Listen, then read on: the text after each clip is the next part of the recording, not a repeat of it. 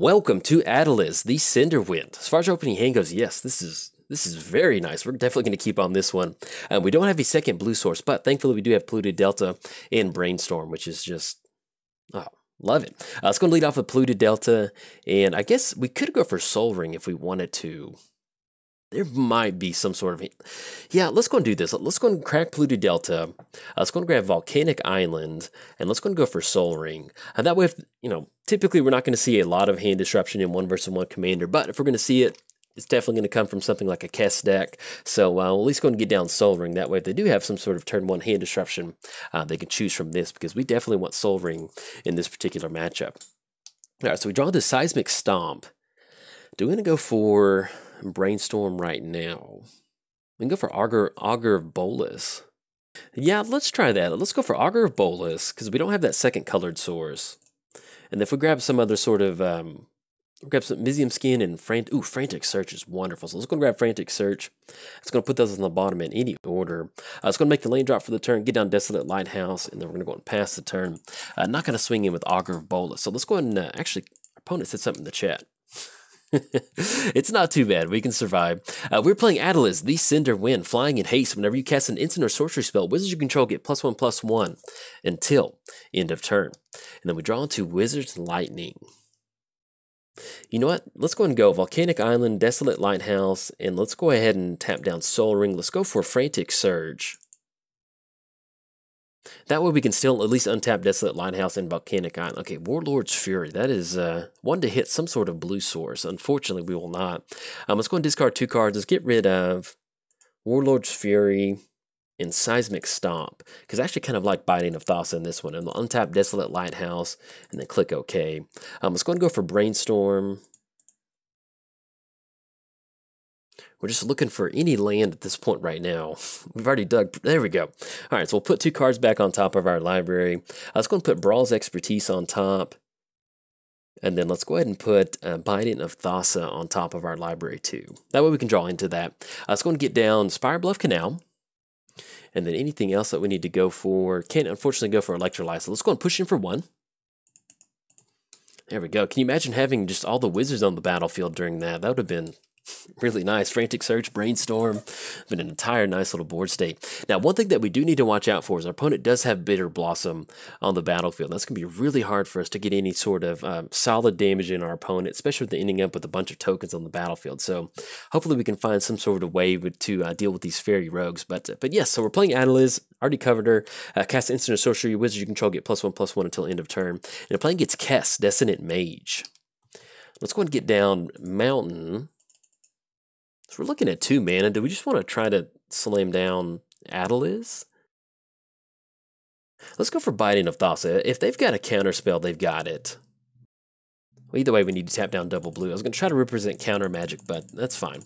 Let's go for Binding of Thassa. And just so we do remember, with Agent of Bolas, Augur of Bolas, excuse me, it is a wizard. Opponent's going to go for Remand. Okay.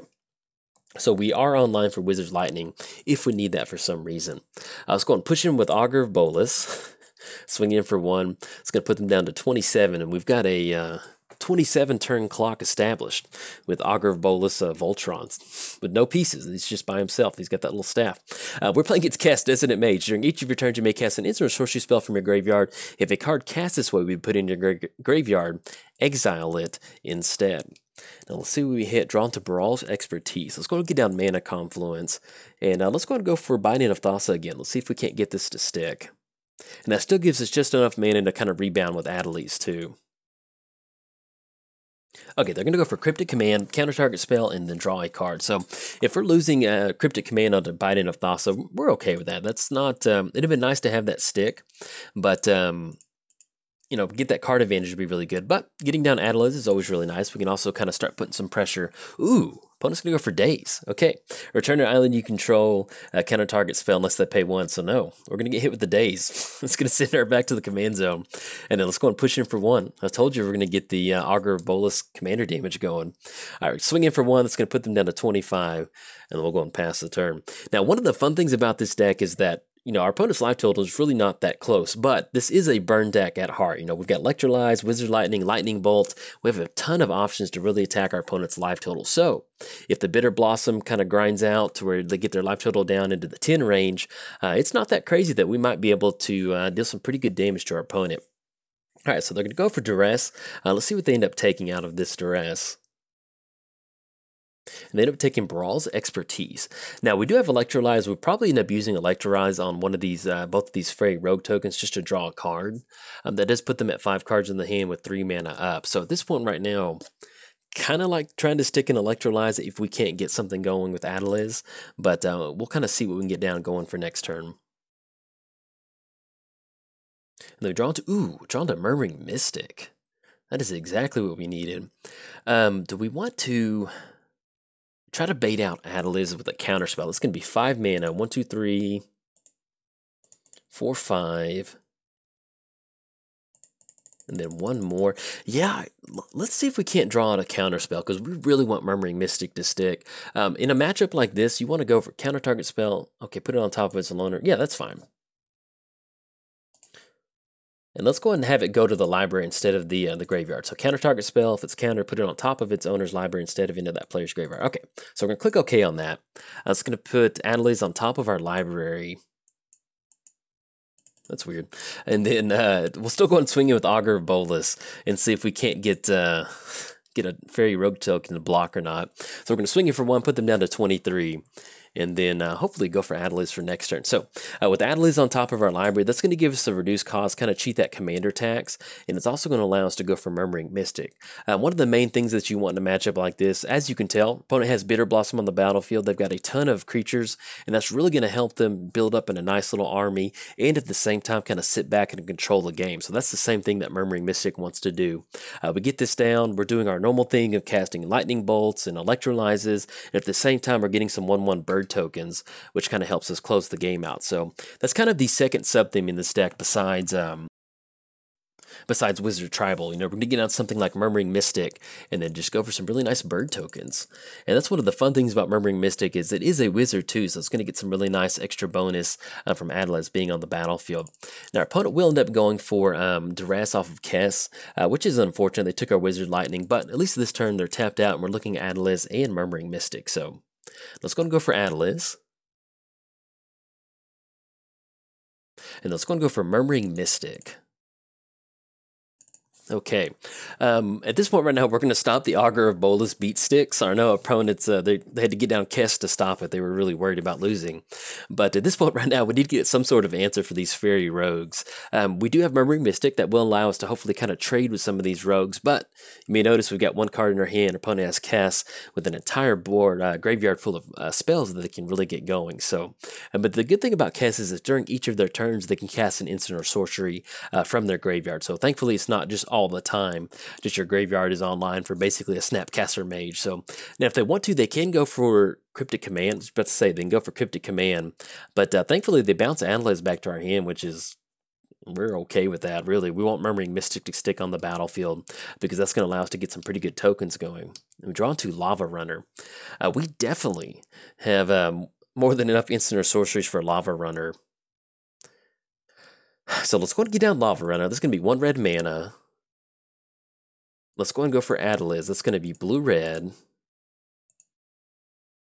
And actually, I think we're colored mana short on going for Adeliz and Electrolyze with the entire crew. You know what, let's go and save this for next turn. So let's go and go for Adeliz. I'm okay with this. Let's go and tap down Desolate Lighthouse. If we had one more colored source, we could definitely take advantage of a really nice turn. But we'll try to get Adeliz to stick. You know, if they've got another counterspell in their hand, so be it. But at least we can hopefully get her down. And then once we get these creatures, maybe we can get one swing in and then get some nice bird tokens on the back end to hopefully kind of start blocking out some of these creatures. Let's go and push in with the entire crew because this is pretty much a safe attack for us. They only have 1 Fairy Rogue token blocking. So that's going to be 2, 3. That's going to be 5. And that will be 6 coming across, putting them down to 15. Then we'll go and pass the turn.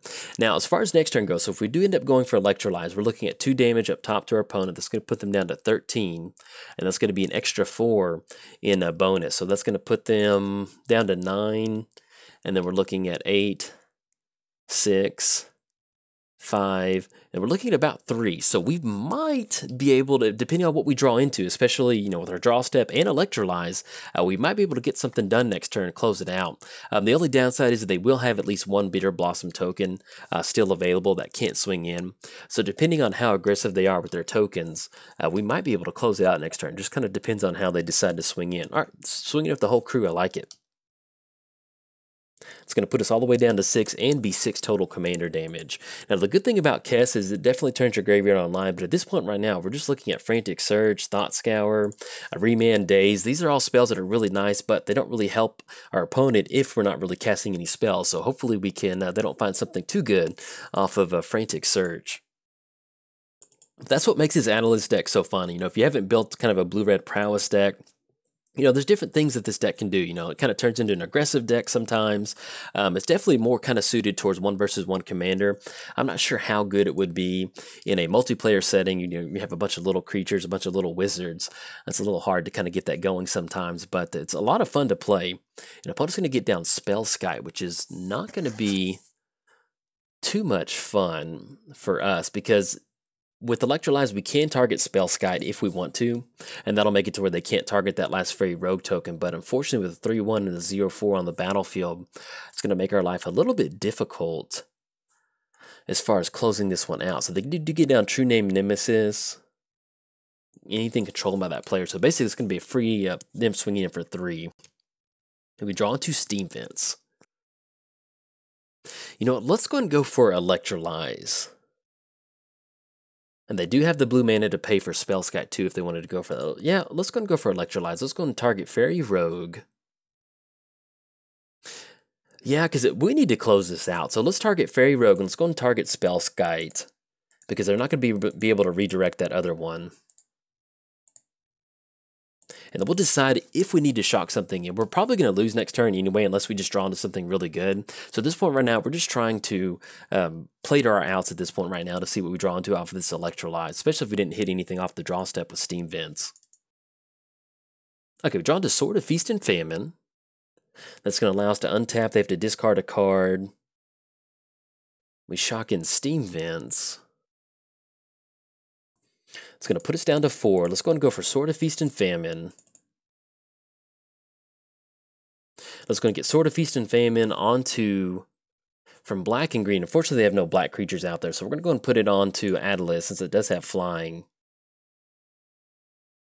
But yeah, they're still going to be able to block. We're going to go ahead and push it on this one, but I was just trying to, you know, maybe our opponent does something funny. But yes, that's going to be 5, 7, that's going to be 10, and that's going to be 12. So we're going to get them all the way down to 2. But unfortunately, their Bitter Blossom's going to get it on this one.